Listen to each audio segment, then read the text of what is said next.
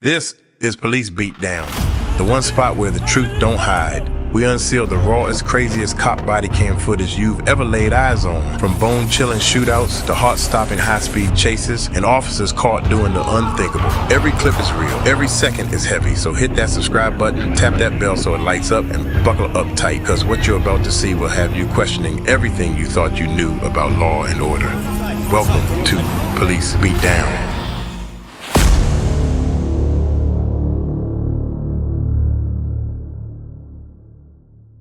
Have some concerns of some stuff they may have found in your room, and what would it be?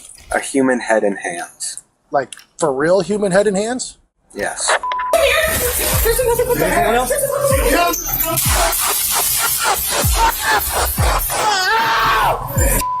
When officers enter a killer's home, they prepare for the worst. But some scenes go far beyond what they ever imagined. From hidden rooms to shocking evidence, these discoveries leave even the toughest cops shaken. Here are three of the most disturbing finds ever captured on Bodycam. On March 1st, 2021, Colorado police responded to a frantic 911 call from a mother who had made a horrifying discovery in her son's room. Inside his closet, she found a severed human head and hands, sealed in plastic bags, already decomposing.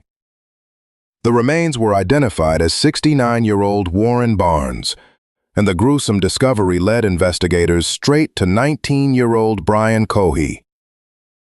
When questioned, Cohey showed no remorse and calmly confessed to the brutal murder. A human head and hands. Like, for real human head and hands? Yes. He told officers that he had decapitated and dismembered Barnes before trying to dispose of the body. When asked why he did it, his answer was as chilling as the crime itself. He calmly said he had always wondered what it would feel like to commit murder. I've always wondered what murder felt like. Okay, where did you do that at? Let's start watching from the very beginning. This is John. What's the address emergency? Hi, there is an emergency. I found something in my son's closet wrapped in a plastic bag. Okay, what was it? I think it's a human head. It's a what? I think it's a human head. Why do you think it's that? Because it looks like it's all an ear. Is it bloody or does it like anything like that? I just need to come. That's why I had to take a picture and send it to you. What's the address? Is your son there now? He just pulled up. We wanted to make sure he was here before we called. How old is he? 19. He's had a little bit of a fascination with the morbid, but he was channeling it, I thought, into becoming a crime scene investigator, but not so much. Do you think he's going to be cooperative with us? I don't know. I don't think he'll be violent. Just came back from his friend's house. Does he have any weapons in his room or do you guys have any in the house? I don't know. I think that he has a shotgun, but we can certainly end it immediately before he gets in his room. He's out by the car now, so. Is the bag still in the closet? No, it's in my kitchen sink. And there's a secondary bag that I have not opened. Deputies from the Mesa County Sheriff's Office hurried to the Cohey home on South Broadway. By that time, every child from Terry Cohey's daycare had already been collected by their parents, leaving the normally bustling house unsettlingly still. At the edge of the gravel driveway, tension filled the air as Brian Sr. stood with Terry, Brian Jr., and his brother Andy, all waiting nervously for law enforcement to show up. So, parents have some concerns of some stuff they may have found in your room? Yeah, I believe so. And what would it be? A human head and hands. Like, for real human head and hands? Yes. From? That fellow who went missing recently. Which fellow was that? Warren Brown. Warren Brown? When did he go missing? The night of the 27th. The night of the 27th? Okay, and how did you end up with him? I murdered him. With what? A knife. Why would you have done that? I've always wondered what murder felt like. Okay, where did you do that at? Underneath the bridge. Which bridge?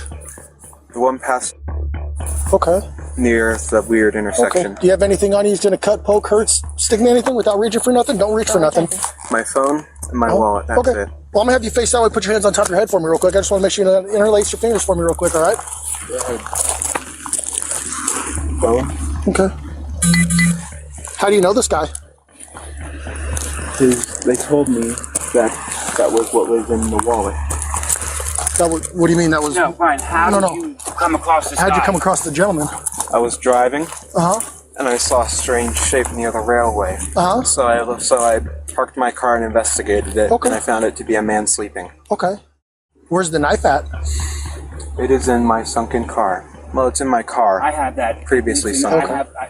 This is going to be an investment, and I'll take it from there. It's deeply disturbing how some individuals can commit such horrifying acts and then carry on with their lives as if nothing ever occurred. No remorse, no guilt, just a chilling absence of emotion. It truly makes you question what's happening inside their minds. To casually say something like, "I just wanted to know what it felt like," is beyond unsettling. It's as if human life holds no meaning to them at all. So, did that happen when you crashed your car? Or is that totally different? That's related, but a different event. Okay. How's it related?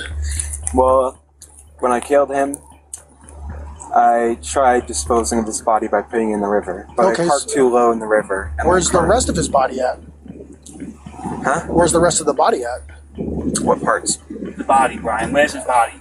Down the river. Okay. I'm gonna have you walk over here. You're gonna sit in the back of my partner's patrol car for a minute, okay? Not yet. Okay.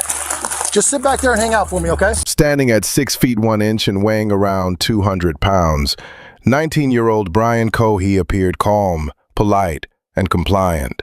Yet there was an unmistakable awkwardness in the way he carried himself. He offered no resistance and said nothing as a female deputy from the Mesa County Sheriff's Office led him to her patrol car. Without protest, he got inside, his expression revealing almost nothing about the horrifying events that had just taken place. Sir, how are you? You said your name's Brian? I'm not feeling too well. You're not feeling too well? All right. No, these past few days I've been very, very anxious. That's understandable. So what we're going to have you do here is I'm just going to have you sit in the back here, okay? I'm going to turn on the air for you in a second. That way you're not too hot. Are you a hot-blooded or cold-blooded kind of guy? I am very cold-blooded. I prefer cold. Well, no, actually, sorry, hot-blooded. Hot-blooded. So you prefer the cold. Okay, fantastic. All right. So hop in here. I know you're tall, so it's a little bit of a tight squeeze, but like I said, I'll get that air on for you. Sorry about that. All right. Meanwhile, the male officer knew he had to go inside and see for himself if Terry Cohey's horrifying claim was real. Did she really just say there was a human head in the sink? It sounded far too gruesome to believe, but there was only one way to know for sure. Taking a deep breath, he made his way toward the house, stilling himself for whatever nightmare might be waiting inside. Can you walk me inside, please? Just walk you off through what happened in the beginning. Okay. Let me do it. You go inside. Well, let's stay out here with me for a minute. Sit down. Come on, sit down, dude. Can I go in there and verify here first? Oh, yeah, please. Let me We go haven't through seen that. it. Yeah, we Okay. haven't. It's under the towel in the sink. Okay. Yeah, yeah.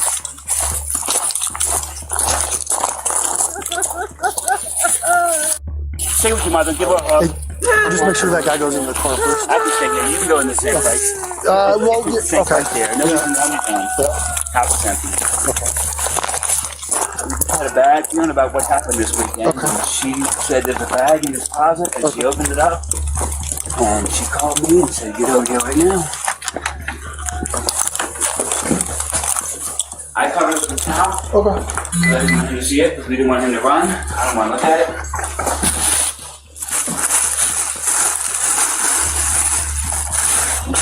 Yeah.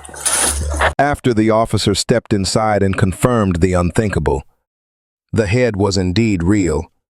Brian Sr. began recounting the events of the last 24 hours once more. Friday night, late in the morning, our phone rings at my house. Dad, this is Brian. My son Brian, same name, same birthday, January 10th. My firstborn. My car's stuck in the river. Wait, what? So we go there and he gives us a song and dance, how it was a full moon, he wanted to pull down to the water. And next thing you know, since the one-wheel drive, he tried to put it in reverse and the car started sliding, and next thing you know, he ended up in the river. So we get there to pick him up, we call the police at 2 o'clock in the morning. My son put his car in the river, So they called a tow truck company. We called 4 tow truck companies. Couldn't get the car out of the river. Where's the Saw car blood at? all over the bumper. Where's the car Where at is right the now? car? So we towed it to Scotty's to have it, see if they could fix it. So I called Scotty's and still said, there? "Don't touch it." Okay. I already called him and said, "Don't touch Nothing it." was taken out of the vehicle. that Yes, you know. I did. Yes. What did you take out of the vehicle? I cleaned it up. Bottles, everything, incriminating Do you know stuff. where that stuff is? Yes, it's all at the house. It's all yes, okay, yes. in a bag. No, I didn't know this had happened first, so I'm understand. thinking I'm gonna get Brian's car cleaned out. We're gonna get it all fixed up. Right. Call Scotty's. They're gonna start it up. Right. But then things started unfolding. Okay. We saw blood on the bumper. We asked Brian, Brian, what's this from? Oh, I think I cut my finger. Okay. What else has got on? I found a wallet. So I'm going through the car this morning, and there's a wallet in the car. And I'm like, Brian, whose wallet? Oh, I found it at the boat ramp. And where were you going through the car this morning? Because it was at my house. We towed it to my house. Oh, so now it's at your house. It's at my house. It's not at Scotty's anymore. No, when I found that I couldn't start it, I called the tow truck company, and they towed it to Scotty's this morning. Oh, it just So they just got it. Okay. Car was towed there, and I'm like, well, I started pulling out bottles, this, and I'm like, Brian, why is there a knife in your glove box? Dad, I don't feel safe. So you touched the knife. Oh, absolutely. But the knife was underwater. The car was underwater. Right, okay. So I pulled everything out of the car. Okay. I And think I all found of that stuff is in your garage. all the right now? stuff's at my house. Okay. Yeah, so I just, as I was pulling it out, I'm like, what the fuck? As the Cohee family waited for directions on what to do next, a heavy sense of uncertainty filled the air. The shock of what had happened hadn't fully sunk in, and countless questions lingered in their minds. What happens now? What will the police do next? Oh, it's a lot to process, so we'll work with you every step of the way as much as we can. Yeah. How long till the news company shows up? We're gonna try to keep that a while, so Okay. we're Yeah, hoping. 'cause we need to get clearance from you so we can get out of Dodge.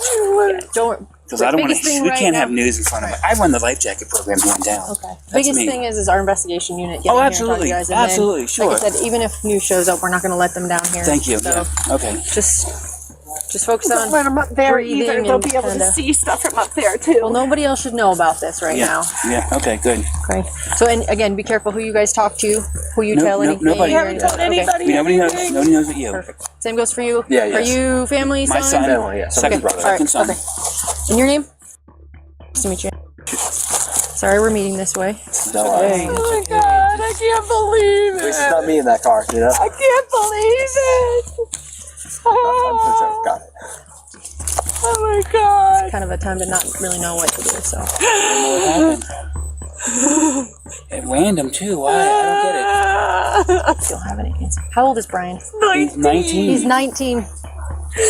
110-02. Mom, 19. what's your name? My name's Terry. Terry. Okay. Are you okay? Do you need any medical? Well, we're waiting on a call from my doctor. Okay. Okay. All right. So hang tight right here. I got to chat with my partners again. Sure. Okay. Eventually, he was taken to the police station where he would come face to face with a detective. It was time for him to explain everything, the details of what happened, and more importantly, why he had done something so unimaginable. Thank you. No problem, sir. So walk with me. We're gonna walk right this way, okay? You're fine with me not being in cuffs. I'm fine with you not being in cuffs. Okay, thank you. All right, Brian. Open this door for me, please. Oh, let's pull it.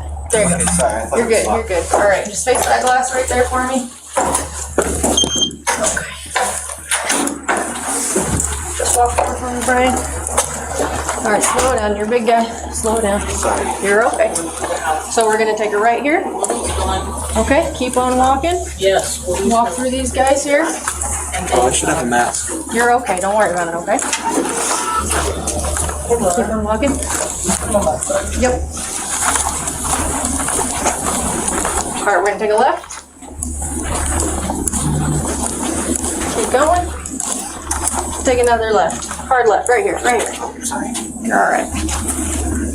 Okay. So have a seat, and we'll be with you in a moment, okay? Thanks, Brian. In another room at the Mesa County Sheriff's Office, Brian Cohee Jr., now under arrest and charged with first-degree murder, sat across from investigators. After being read his Miranda rights, he signaled that he was ready to talk. The officers wasted no time, diving straight into the tough questions, determined to uncover the truth behind his horrifying actions. I murdered someone. Okay. But how did you get to my office? Well, the police drove here from my mom's house. Okay. You said you murdered someone. I did. Do you know the person? No. No? No. I was driving one night. I was in a, shall we say, bad state of mind. Okay. I saw a strange shape by the railway tracks, so I investigated and it revealed me a homeless person sleeping. Well, I presumed homeless because he was there. Okay. So I stabbed him to death. Okay. Then decapitated his head and hands and arms. Okay. I then took the head and put it in my car trunk along with the hands in bags, plastic Ziploc bags. I took it back to my house, cleaned off the knife, tried to hide the head and hands, removed the trash in my car that was stained in blood. And then I tried sleeping. However, I was quite stupid, shall we say, because I decided that's too much evidence. The body needs to be dumped in the river. So I took the body in the trunk, drove it to the Blue Heron drop-off point, and unsuccessfully dumped the body as I parked too low down the ramp. The ramp is on dirt, so unless you have four-wheel drive, you're not getting out. And I was unable to get out, and my car flooded. Let's see, I killed him just after 11, February 27th, 2021. And then I dumped the body. I tried to dump the body.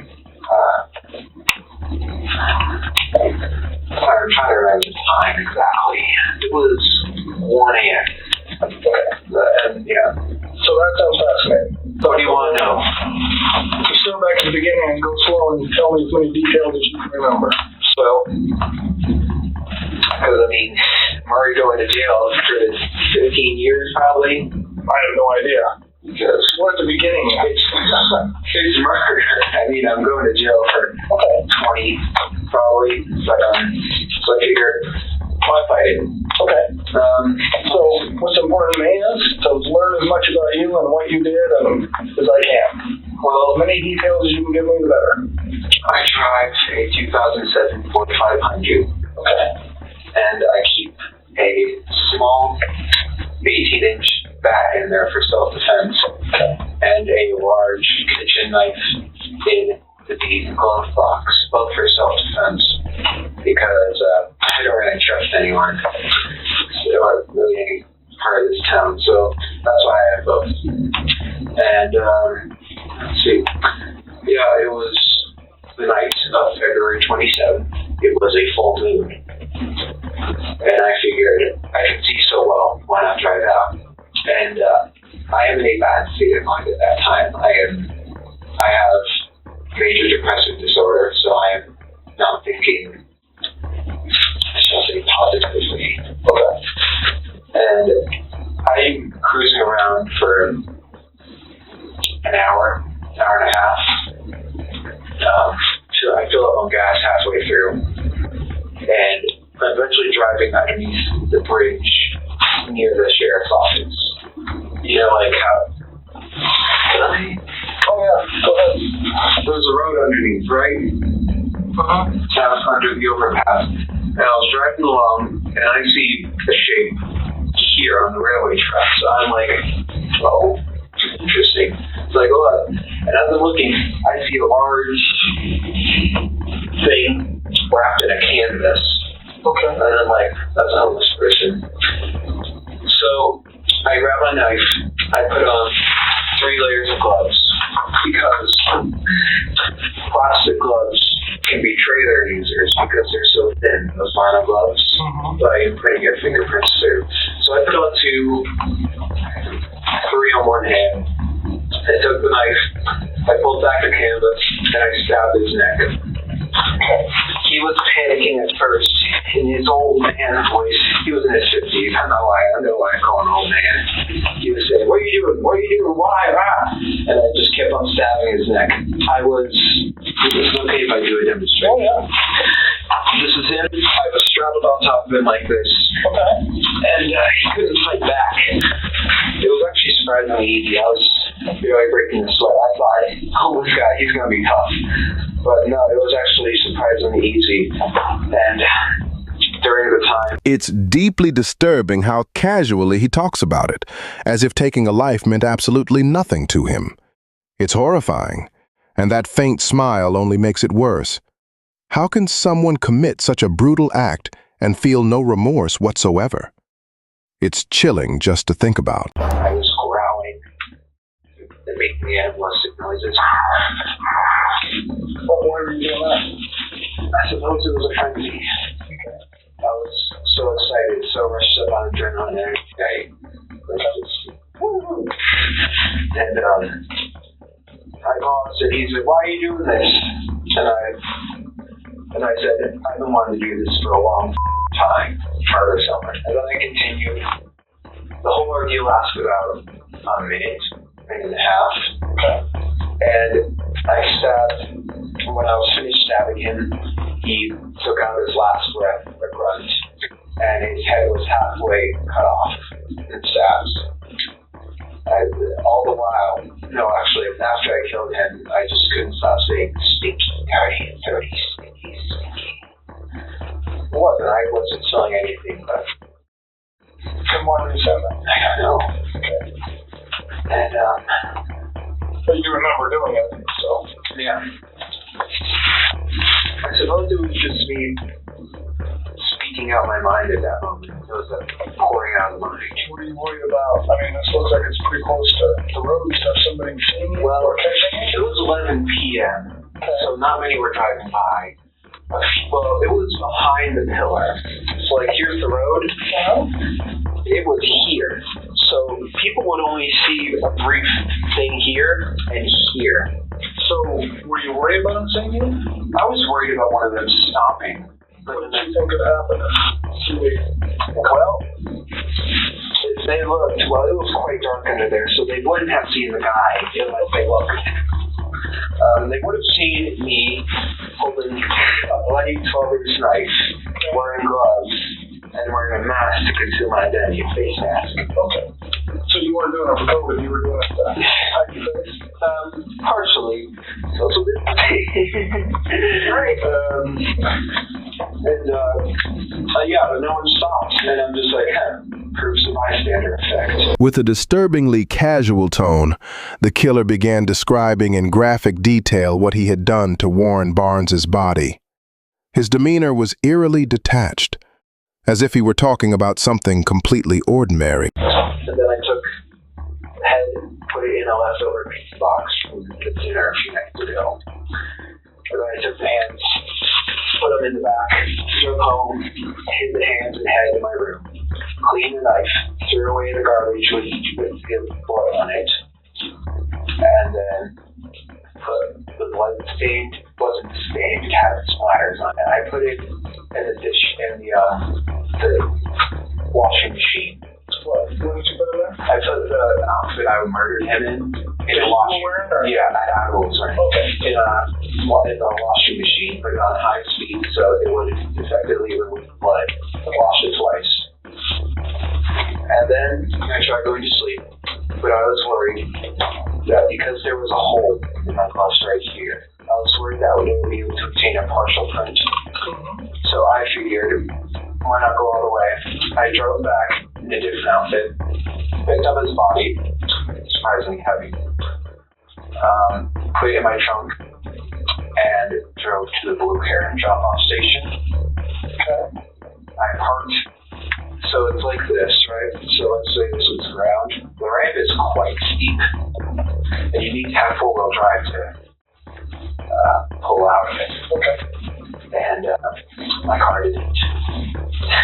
I thought that I could drive out because I put it in reverse, A, so that it's easier to pull the body out, and B, because the back tires would provide propulsion to push up. And I open the trunk, I take his body out, I put it in the water, and because I don't want fingerprints on a body, So I just try to do it with my shoes.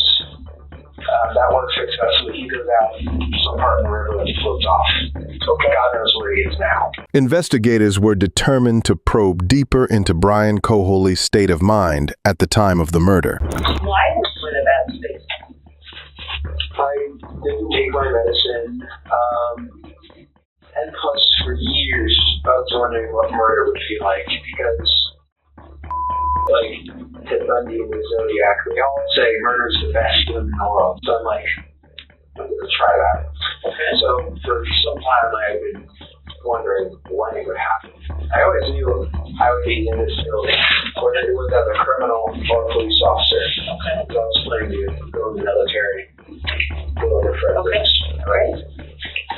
And How long do you really, honestly think you've been thinking about really at some point you wanted to know what murder felt like? a year. Okay. All right. And you said you've read books? I read books. I have a book on forensics. Okay. Did you read the book, the Ted Bundy book? No, I have not read the Ted Bundy book. Okay. I Probably have seen excerpts. Have you seen, little comments from it or things like that? I'm not sure what book you're talking about. The one you mentioned, the whole stuff about Ted Bundy, a lot has been written. No, it was on the internet. Yeah, okay. All right. And Pete has studied him too. So. Great. You seem more like Ed, if you know who Ed Gain. I don't know, Ed California. Yeah. Ed Kemper. Yeah. So, remind me of Ed Kemper. I know of him. He was a Goliath. He was 6'9", 300 pounds. So can I answer your question? Almost all those people did this for some sort of, whether they had a body or it was some gratification in their mind. Criminology, there's different types of, I'm not a serial killer by no means.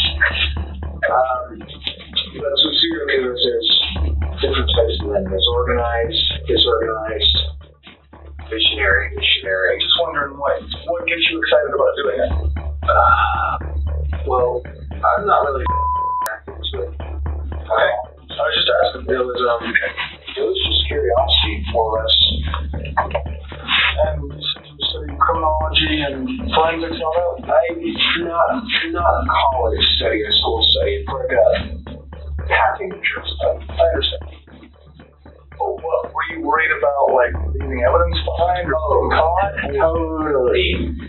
Tell me about that and what you did then. Well, I was figuring the police don't, this is not to be taken offense, but police, they don't seem to care as much about high-risk individuals, homeless people, prostitutes, etc. So I was deliberately looking for someone who lived that type of life. Okay. And I found a homeless person. And the original goal was just in there. But I was worried about the fibers on the outfit I was wearing that would be on his clothes and stuff. So I deliberately messed up the clothes. Okay. Not cutting them up, just throwing them around. And I was worried about just how long it would take to find him, because it's a somewhat traveled road. Eventually someone with the windows down is going to smell something off.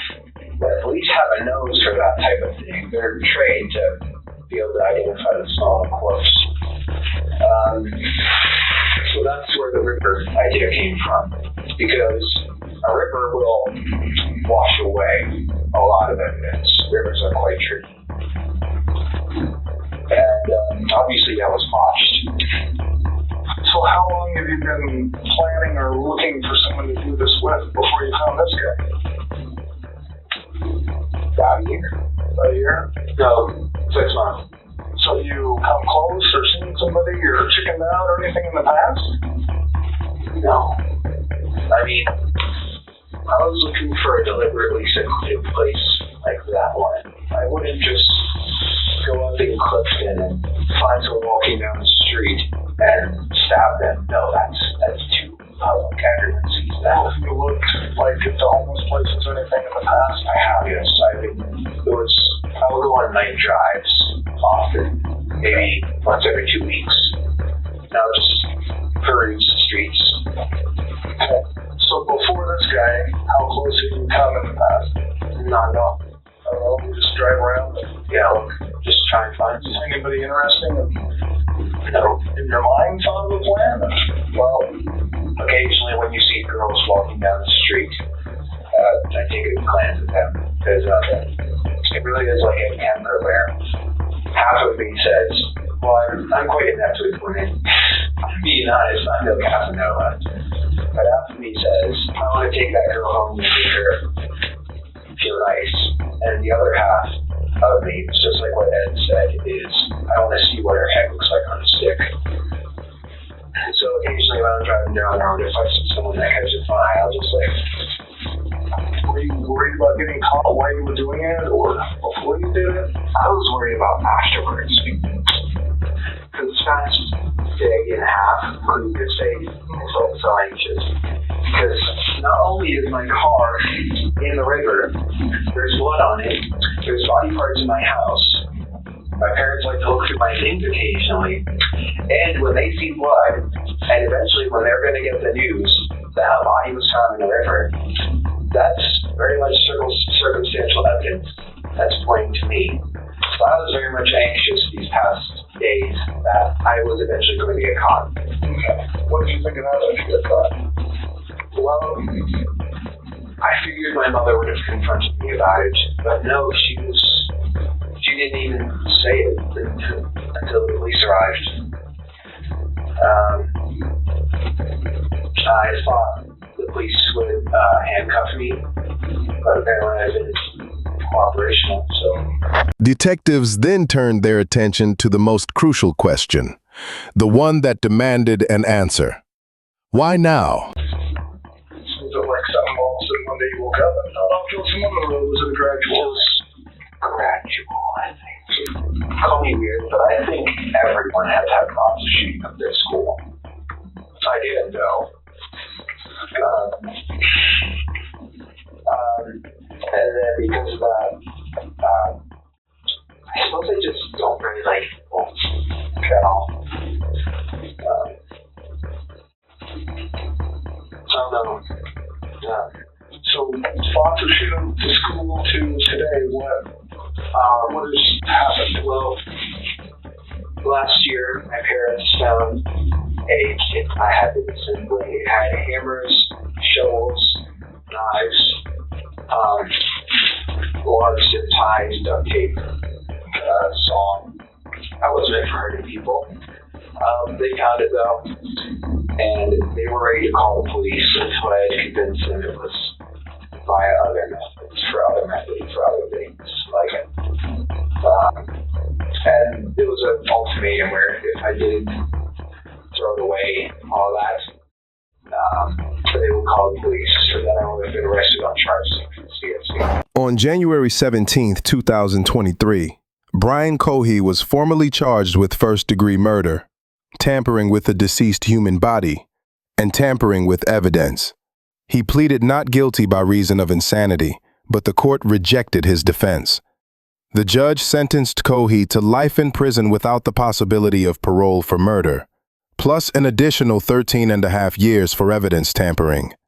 As of 2025, the 22-year-old remains incarcerated at the Buena Vista Correctional Facility in Colorado Springs, where he will spend the rest of his life.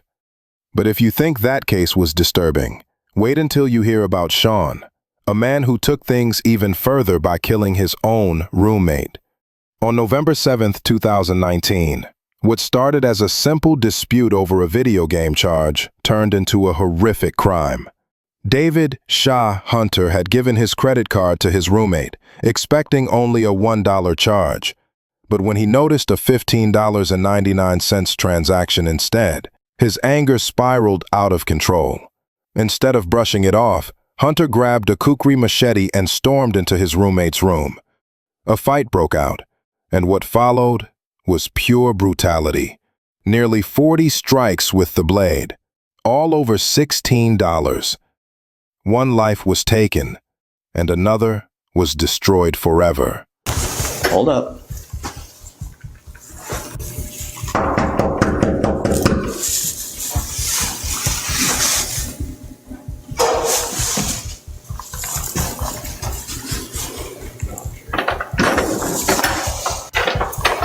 Police department. Yes, sir. Come on. Stay on the phone with me, please. Are you the one? Police department. Cut. What's going on? You're cut? Yes, sir. Okay. Who else is here right now? Dying in the bathroom in there. Who is? His name is Chris, as far as I know. Okay. Ames 93. He put his hands on me. I react. It's just my best friend on the phone. Where you just had someone answer the door here at the apartment. I just needed a witness. Okay. Do you have any knives on you right now? No, sir. All right. No. Let me make sure you're clear, okay? Yes, sir. Please. Who else is in the apartment with you besides Chris? Besides the guy dying on the bathroom floor, no one. Okay. All right. There's this guy. We're gonna go through. We need to check the bathroom. We have somebody bleeding in the bathroom. Get him detained, please. All right, come on. Watch your step. Police department. Which bathroom is he in? He's right here. I got him on the floor. Police department. Chris? Chris, can you hear me? Chris? Is there anybody else here? Ames 93. We need medical up here ASAP, please, to this department. Police department? Anybody else here? Jared, stay with him. I want to make sure there's nobody else here.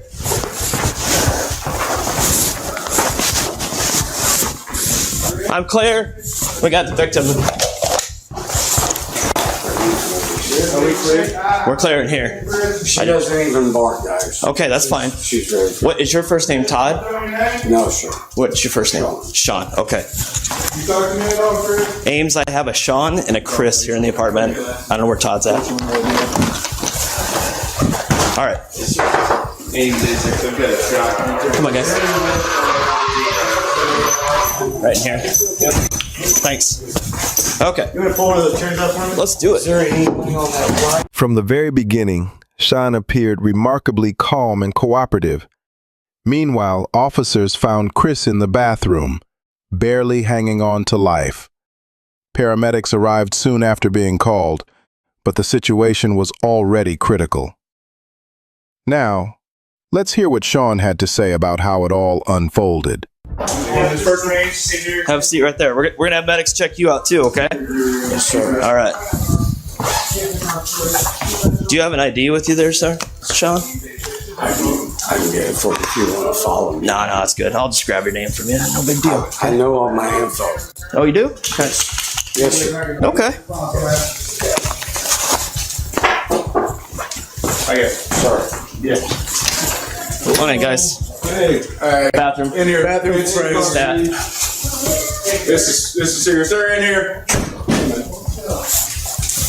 Serious aspirations. Serious. I'm gonna watch you. Yeah, that's cool. All right, man. What do you need? I was looking for my notepad. I dropped my notepad somewhere. So. Yeah, just leave it right there. Jared, is that where it was? Yeah, just hang it right there. All right, man. That's why I laid it there. All right. Sean, right? On my truck. Yeah. Hey, Sean. All right, I want to ask you about it, but hey, since you're in handcuffs right now, I want to make sure you understand you have some rights, okay? This is called a Miranda warning. You have the right to remain silent, and I'm not saying you're... I'm familiar, but go Okay, you have the right to remain silent. Do you understand these rights? Your rights, as I've explained them to you. Okay. Do you have any questions about those? Okay. Now, having those rights in mind, I do kind of want to find out from you what's going on. Put his hands on my truck. Do you see the red mark? Red net. Okay. Do you guys both live here together? Yes, sir. Okay. Chad, do you know where the weapon is? Yeah, it's sitting right in front of you. I got the weapon out here. Didn't mean to interrupt. My Okay. bad. So you guys both live here. So you and I Chris? just moved in Saturday. Okay. He thought I was going to be his prison. After being read his Miranda rights, Sean stayed calm and confident, as if he genuinely believed his actions were justified. In his mind, his roommate had deserved it. But what shocked the officer even more was what Sean revealed next. He had only moved into the apartment a few days earlier, on Saturday, and then this happened. So let's start at the beginning. Sean, what's your first name, sir? How do you spell your first name? Sorry. No, it's okay. Couldn't help but laugh. I just want to make... I know. No. Is it S-E-A or is it S-H? It is. S-H? Yes. A. Okay, got it. And it was Hunter, is that right? Lily. Lily, come here. Lily. Lily, get out of the way. Is Millie your dog? She's very, yes, sir. Okay. And Sean, just so I've got it, when were you born, sir? January 13, 1964. 64. All right. So you just moved in when? Saturday. Moved in this past Saturday. Yes, sir. Okay. All right. And so Chris lives here? He was already here? He's a trust fund. Okay. So how did you meet Chris? He found me online when I was looking for a place in Ames. Okay. Did he have like a posting or something, or did you post something? No, he posted. Okay. So he lives here by himself, but others were supposed to be here? Is that what you mean? No, sir. He's a trust fund prison. Despite his confidence, Sean still turned to the officers and asked, "Did I do anything wrong?" As if the sight of a man barely clinging to life meant nothing to him. He showed no remorse, no hesitation. While Sean was taken to the police station, Chris was rushed to the hospital, desperately fighting for his life. What's going on? Yeah. We're going to go. Did I do something wrong? Or? We're going to go to the police department, so come on along. Really? You stay here, baby. Yep. We'll make sure everybody's taken care of here, okay? What's that? I'm going to, as soon as we talk to the officer right here, to find out. 55-year-old Sean Hunter was placed in investigative detention, while his 37-year-old roommate, Christopher Swalwell, was rushed to the hospital in critical condition. Paramedics reported deep lacerations across Swalwell's face and upper body, clear signs of a violent struggle. Officers secured the scene, gathered evidence, and then transported Sean to the police station for questioning. Hi, Sean. I'm wrong man. Thank you. Yeah, appreciate it. Sean, my name is Matt, and I'm a detective here at the police department. I understand you probably need some stitches. I'd like to talk to you about what happened. Of course. And I'll leave that completely up to you, whether you'd like to go get your stitches, then talk to me, or whether you want to talk to me now. No, so let's just get it over with. But no, it's completely. No, I have a problem with that. Yeah, we know. Jared, well, he can step out. We can have him step out. Let's do it now. Oh, wait, talk or? Yeah. Okay. Tonight, some Hockey fan. Full family. Picked it up off the base and hit it inside the head with the base and then tried to tilt me out here. And when I got up, I pulled it. No, I knew what I did at night, gentlemen. But put his hands on my throat, I defended myself. Do what you will with me. So I appreciate your honesty. As the interview began, Sean told officers he was fully aware of what he had done. He remained completely confident, showing not even a hint of regret. But how did it all begin? Let's take a closer look. Does anybody else? There's one gentleman by the name of Todd that, in fact, I don't know his last name, by the way. He is about 8 pounds now. The second night, that fits so much better. No, you bet. The second night, I was there, Sunday night. Chris ran up on him, and I'm not going to do that driving one because I know what would happen to you, but you know what I mean? All due respect. No, I mean, he ran up on me like, get the out of my face, screaming at me, get the out of my face, because we had to go to the store because I wanted to get some groceries and that sort of thing. Just bringing in, my share to the stop at my own grocery job. And I called Tom and I said, would you mind watching my little girlfriend, my boxer? Lily. I'm worried about her, by the way. We're taking care of her. We got an officer out there that's with Lily, so. Do not put her on control, please. They're taking care of her. She's my solution. Okay. No, I beg you. Okay. And Matt will make a note too here, so. I retired last year because of the cystoma on my back. I didn't have a heart to.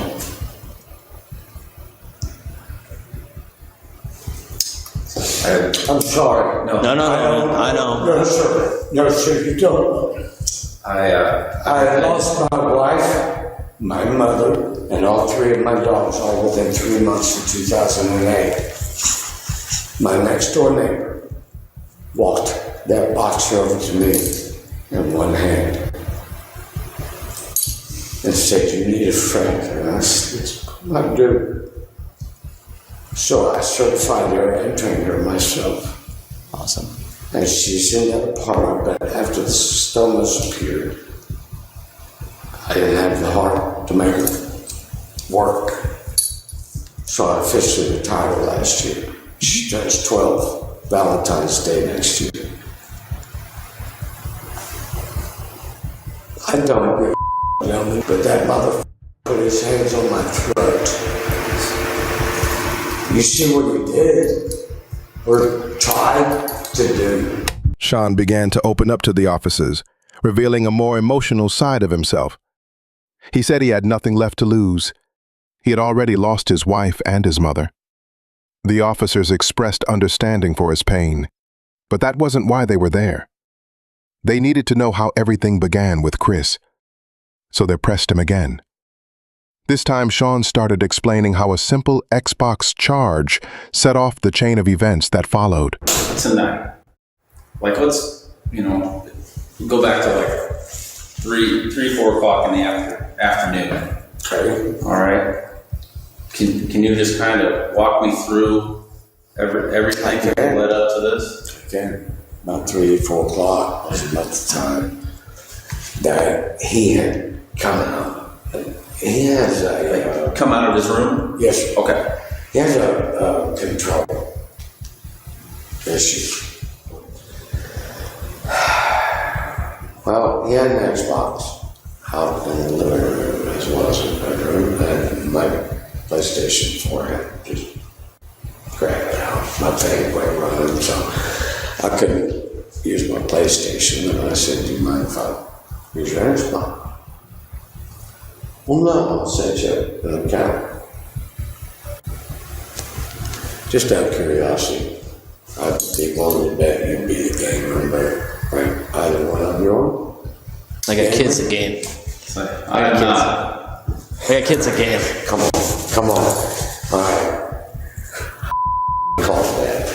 All right, so what he does is he comes out. He needs my credit card information for Xbox. Well, yeah, that's how you buy your game. I'm just trying to play your console, dude. I don't want to buy. Well, it's just $1 to get you registered. Okay. And then it goes on. He needs all my previous addresses and all this. I'm thinking, what the f*** are you doing, dude? I just want to play your console.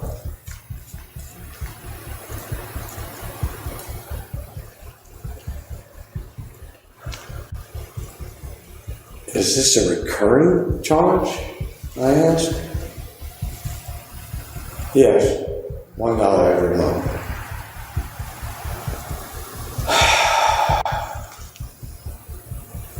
It was worth not a fine, $1 a month. Right. About 3 minutes later, I got an email. You can pull it up on my phone. It's right there. All right. $15.99 a month recurring. He signed up for the trial and then... Yes, sir. So I go and knocked on his door. And you gotta say, "I'm sleeping," he says. Really? 5 minutes after you just walked out of the room. Okay. Well, I do have a question. "I'm sleeping." He screams at me. And he said, that's when I came rushing out here with the fan and all hell broke loose. So was the fan in his room? Yes, sir. And he came out of the room? The fan's still in his room in a couple of pieces because he used part of it to try to choke me out. So the base of it is what he pressed up against my throat, and his 300-pound fat Sean went on to describe how he grabbed the knife and attacked Chris. Yet even while recounting the brutal violence, he continued to justify his actions. He kept repeating, "How dare he hold my throat?" as if that single moment somehow made everything he did acceptable. Okay. Was he still on his feet then, or did he land on the floor? No, he landed on. Okay. I ran back to my bedroom. Okay. With him right on my heels. Okay, so you flipped him off. You got up. Left out of your room. I flipped him. Oh, your tape coming off? Did they seriously just wrap me Yeah. And you got Yeah. It's just temporary because I know you have to get it checked out a little further, so. Alright. So I flipped if you want. Unless it's from blood. Look. We can get that probably cleaned off. Yeah. I don't understand how that happens when you don't have a cut. So after you flipped him off, what happened next? Fair. Smart. I know you are. I flip him over on his back. Okay. I jump up. He'll take off right. He throws something. I don't know. Mm-hmm. It hit me in the back of the head, so I would assume either the stem and the base, the fan and the stem, or the base itself that he was trying to choke me out with, something that hit me in the back of the head. Okay. I ran to my room because he had already put his hands on me. I knew what I was going for. Okay. And I went and died. And what was that? It's a kukri. You know what that is? Is that? No, I was thinking a karambit with it. But so no, I don't think I know what style of blade that is. Is it a blade? Yes, it is. It's a short machete with a thick curved blade. Okay. Kind of shaped like a banana. Okay. Good. But thicker. It's actually used for splitting coconuts. All right. Which is what I'm trying to do. And you got that from your room? Yes, sir. And out of its sheath, because I slept with it the last 3 nights. Because of the first night he came back. And then did he come into your room, or did you go back out of your room and?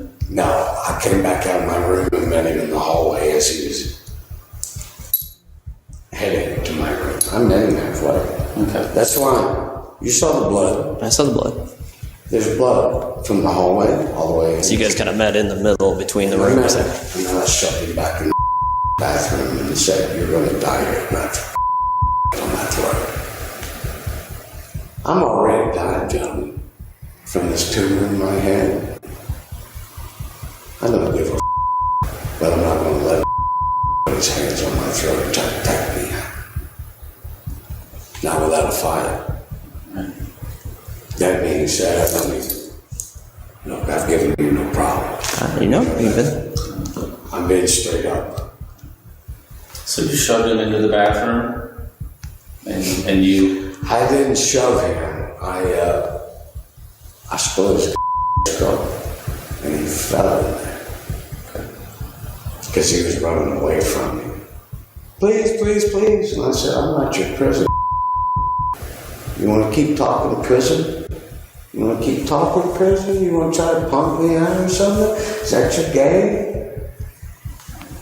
I'm not your prison." So, where was the first blow that you landed?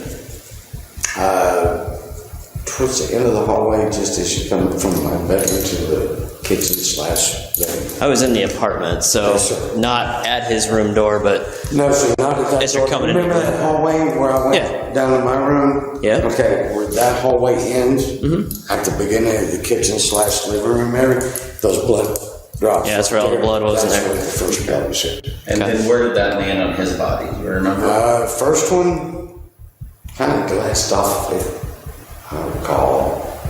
It would be the right hand side of his spine. Sean also revealed that in just 2 days, Chris had used his credit card and personal information multiple times. He said this made him feel deeply uneasy and only fueled his growing frustration. So I guess I kind of understand it started with this reoccurring charge, and you went to talk to him about it. And it all happened within 15 minutes. I mean, first off, I didn't understand him needing my goddamn credit card on him. This was twice in 2 days he required my credit card for something. He tried to get it the other night when I ordered pizza. Mm-hmm. And you guys had just met when you moved in on Saturday. Yes, sir. Yeah. He wanted me to give him my credit card on his iPhone the day after he said he got a virus. I'm uncomfortable with that. And maybe it's been asked. And tonight I was just stupid by giving it to him to begin with. I wanted to play some Xbox and chill. And then all of a sudden I get an email. I'm being charged $15 a month. $16, technically, $15 a month. Hey, dude, I'm sleeping? That's not the answer I want to hear. Right. But okay, I'll chill. And he came out of his bedroom. Once again, Sean was overcome with emotion, breaking down in tears as he repeatedly said he had lost everything in his life. He went on to express, "Just let me bleed to death," insisting that he had nothing left to live for. Here because I've lost my dog. I've lost my dog, I've lost my wife, I've lost all my dogs, my mother. Yeah. I don't give a anymore. Sean, that one right there, that needs a stitch. I don't care. I'll wait with you. I'm not going to leave you there hanging. God damn it. What you need? I just wanted to put my hands down on the counter and cry. God.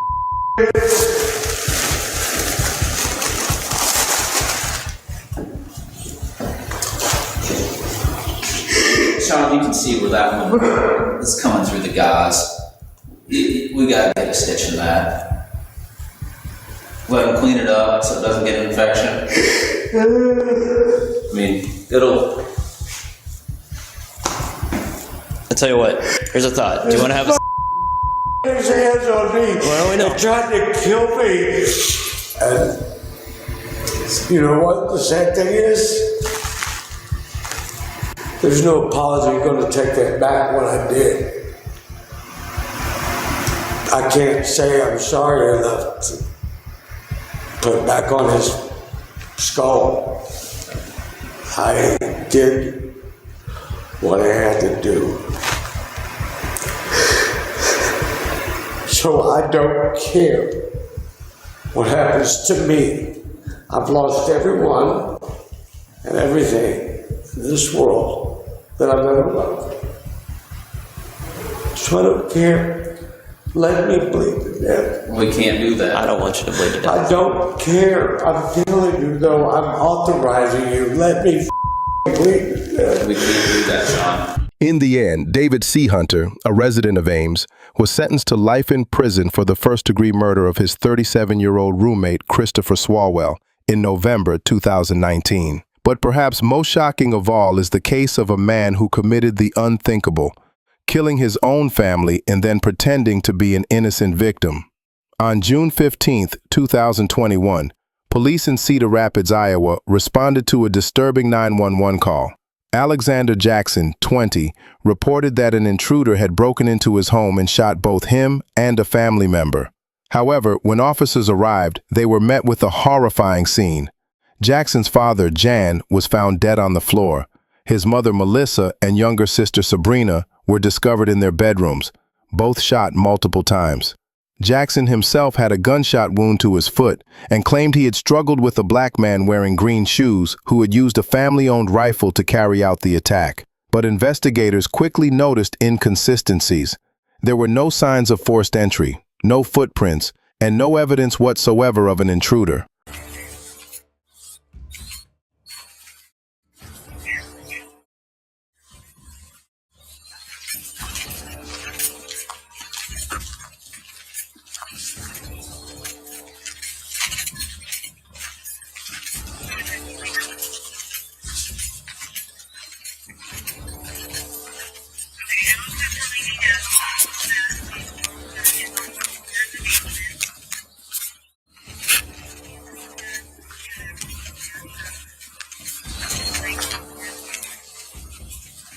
This is sounding.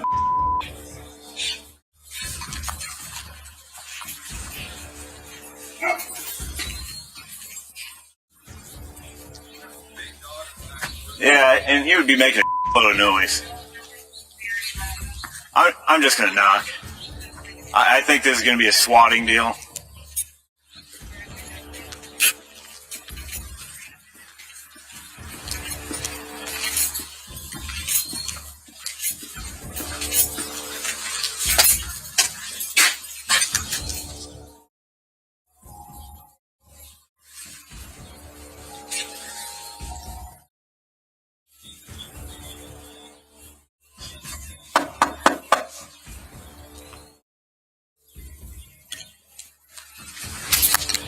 I just rang the doorbell. The caller hear it.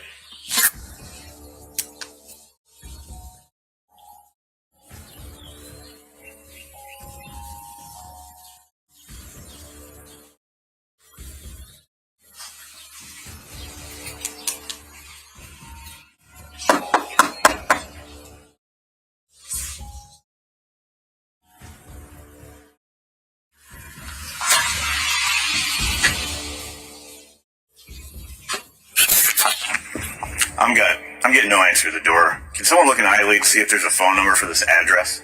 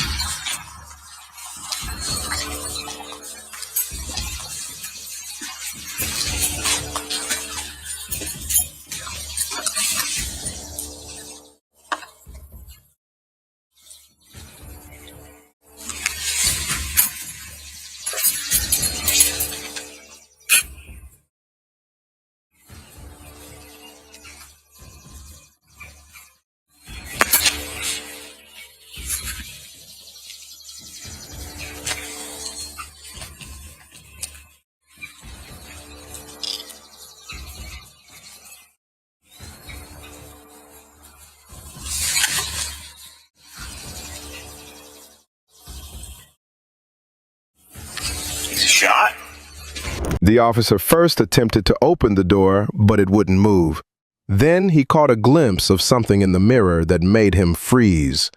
Stunned by what he saw, the officers quickly chose to enter the room, but once inside, nothing could have prepared them for the nightmare that awaited.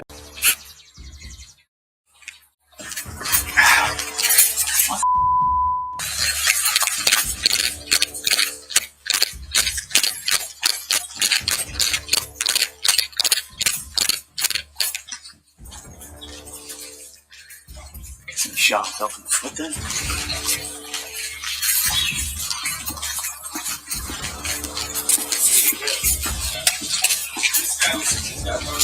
What's your team? Multiple weapons. Oh, what the fuck? Yeah, there's a wound in the leg. We got ammo out here. Start another 52. Justin, have you guys both Corey, you and Justin, you upstairs? Kurt, you want to go upstairs with him? Jim, you want to help one with your foot? This all needs to be cleared out though. We got a door here. Who's this down here? Hey, who are you? Dad. Is that your dad? What happened? What happened? He came down. There was a man. Who shot your Who else is here? My sister. She's in the back? Yeah, she's in her room. Is she okay? I think so. What's her name? Sabrina? Sabrina? Is that a room right there? Yeah. Sabrina! Did you anybody this behind us? I got that. Oh, Sabrina! Hey! You're right, please! Hey! Oh! Sorry. Third victim. Louis. Third victim? Yeah. 115, we have 3 victims. We're going to get these 3 inquests. Who's with me? Hey guys, I need someone here to clear us back here. Okay. Well, I'm going to... You're going to go Barber, come in front of me. You come this way. You come in front of me, Barber? Yep. Yeah. Brown, you go help Kaczynski, and then we'll... Right, come on.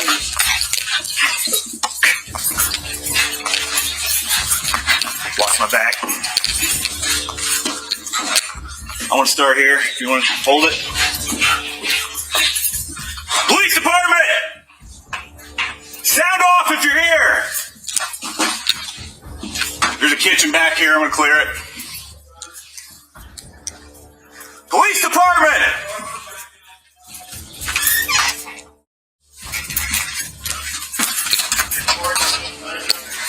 Yeah, I got a garage back here. I'm going to check the garage.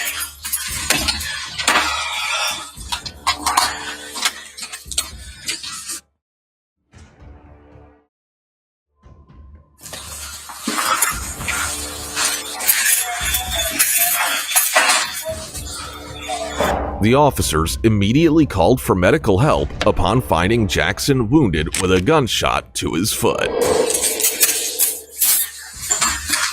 I'll clear around there.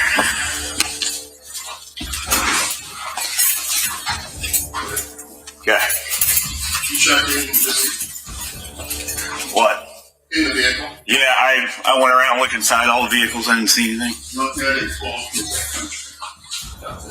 Yeah, that's fine. Well, I'm assuming there's a mother around here somewhere.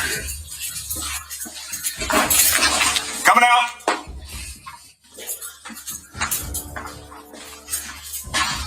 Kurt, coming back to you.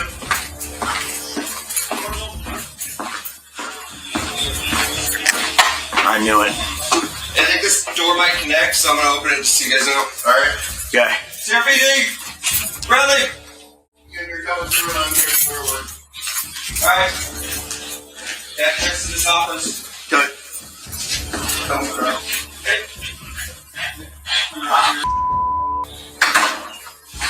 So we had a triple homicide?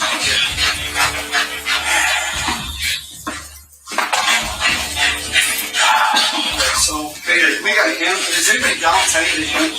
He's over by Dad now. Is there an officer down there? No. Hey, stop moving!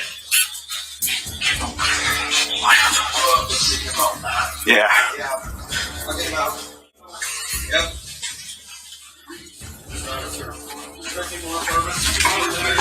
Alright. Are you able to walk or limp? Do you want to get fired? Go out to the road, get medical to come in through the basement. 187, have medical come around back.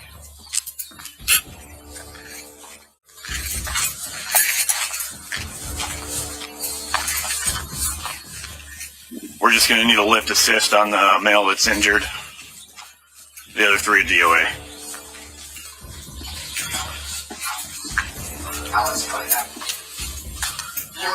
There was a man?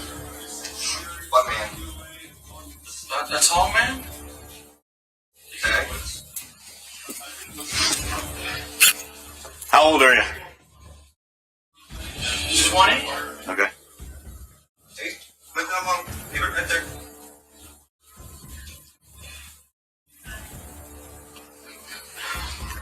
Breathe and relax, alright?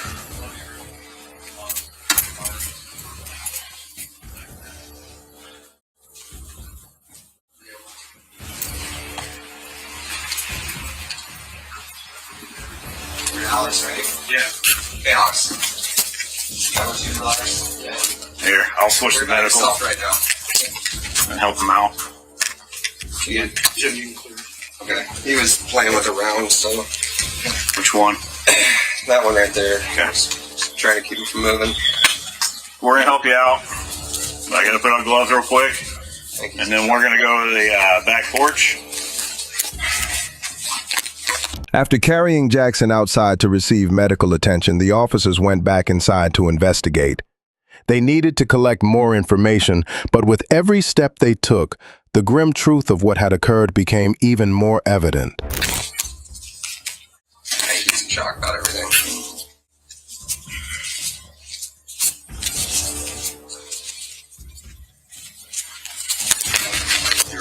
My car right now, since I'm parking closest. Yeah.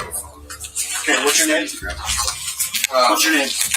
Alex. Alex? Hang on. How old are you, Alex? 20? Okay. Can we get you? We're going to try Let and me get sneak by her over here. Sneak by over here. Okay. All right. Ready? 1, 2. Put your weight on your other foot. We're going to have to limp out.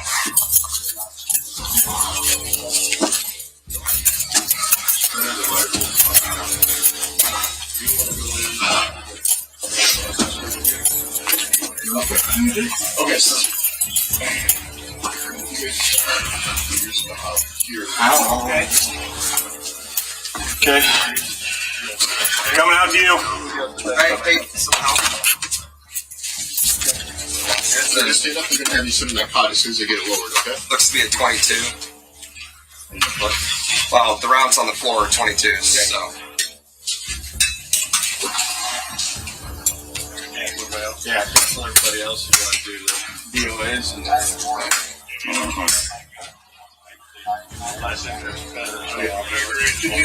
over here. Come and bring it on. Yeah, can you bring it over here? Can we have him sit on here?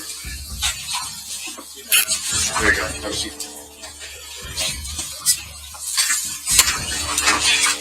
What's your name, Jimmy? Yeah, we're good. You want me to go with him? Yeah, if you want to. Either one. Where's Buckles? Corey, he went out front. Want to take him in there to do the 3? Yeah. Yeah. One in the 2. Yeah. All right. First one is right here. Shot in the head. I'm just going to leave my bag outside. That's fine. Bring it in.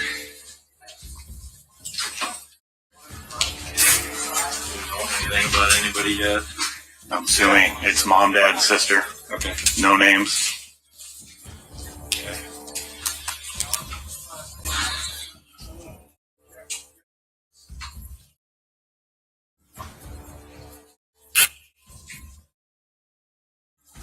Okay, where's the next one? Right here.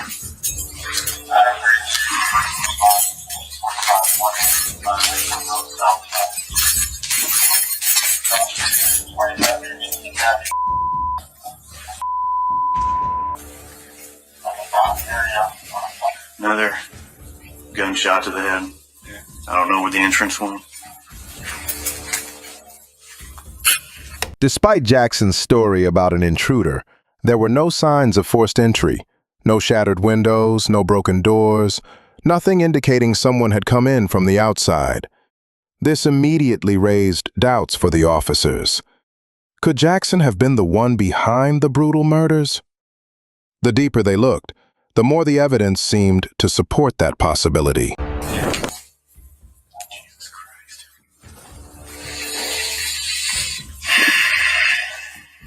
Teenager, maybe. Yeah. There's pictures of her upstairs. A name, at least.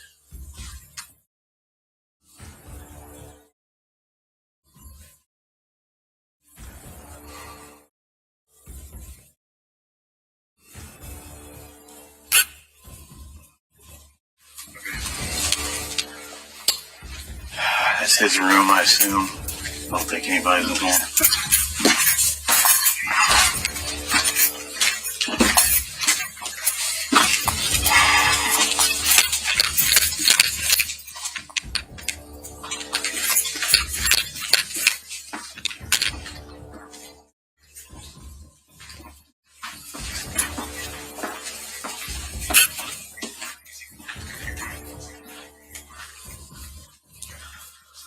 Watch out, you don't step on the rounds. Step next to it. Okay. Multiple gunshot wounds. Okay.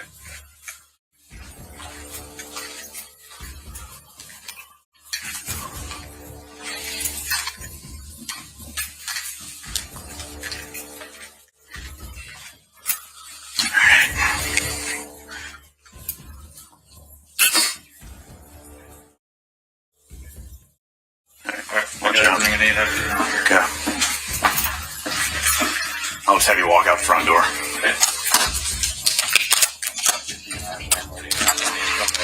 That's fine.